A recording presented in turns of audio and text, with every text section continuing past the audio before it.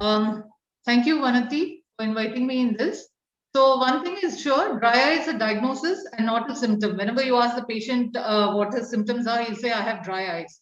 Now, is the question, a few just introductory questions. Well, patient usually asks, if I have dry eye, why is watering a symptom of dry eyes?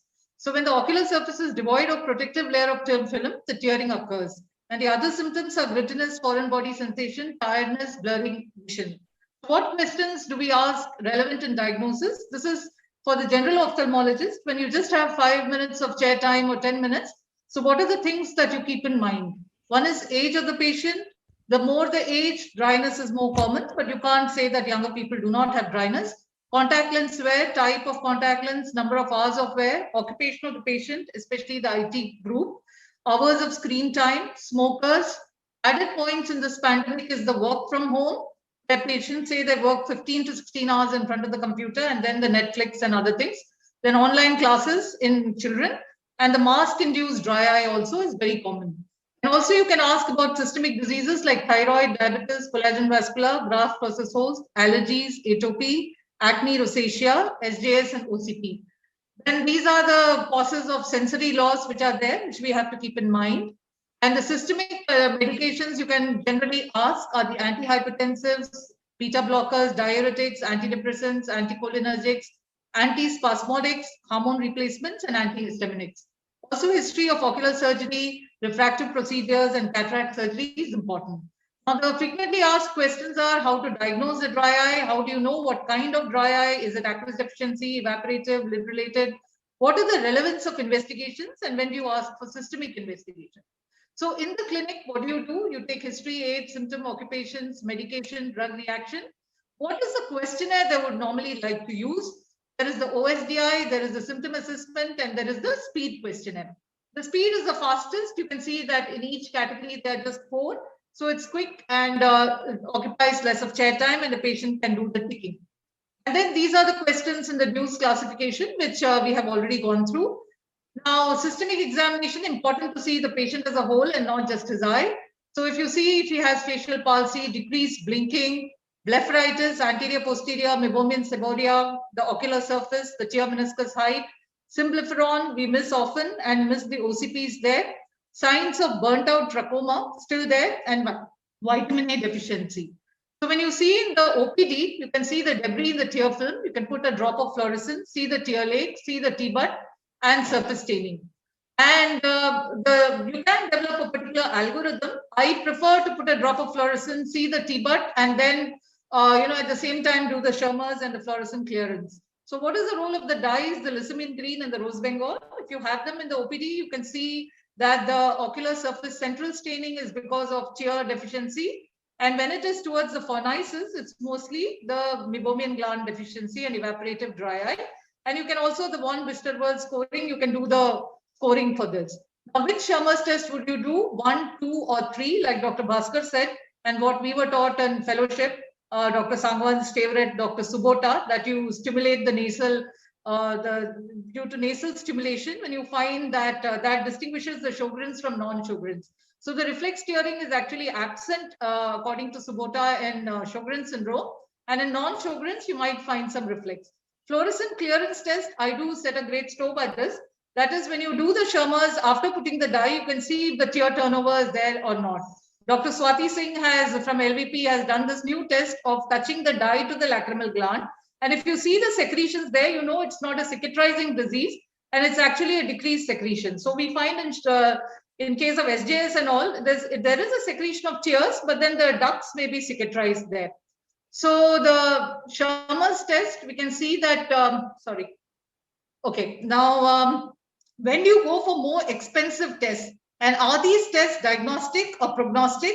And what do we have by the way of diagnosis? Now, if you have the expensive tests and of course you want to use them, they can be both diagnostic and prognostic, and you want to tell maybe the IT group and the patients who are very intelligent and educated, you want to tell them that this is what you are having and you have to reduce your screen time.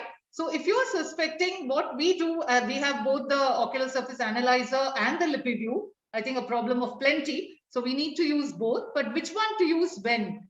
So I would say, and some people would say, just we do only the autoref to see the meibomian gland since we do not have the OSA and the LipiView. We prefer to do the LipiView when we suspect a meibomian gland disorder. And when we see an aqueous deficiency, we prefer to do the OSA. But then again, what does the LipiView do? What do we get from it? We get the lipid layer thickness, we get the number of blinks, we get the number of partial blinks, we get the pattern of the lipid layer, the interferometry, and we can also analyze the meibomian gland dropout. So we have done 2 studies here, one after glaucoma medications to see how the meibomian gland dropout happens. And we did see that with Xalatan and primary glaucoma, we did find meibomian gland dropout, especially in certain areas. And also we did some studies in after entropion and ectropion surgery to see what happens to the meibomian gland. So that is pretty useful here. We do that, and you can see a brief video of the LipiView here. Yeah. The video opening, yeah.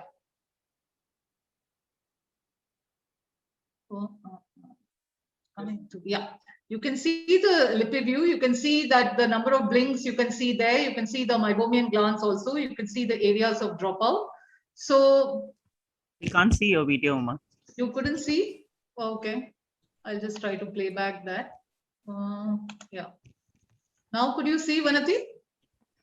No, it's playing on my screen. The slide. Yeah, no, the link is not working on the. It's not? Okay. Okay.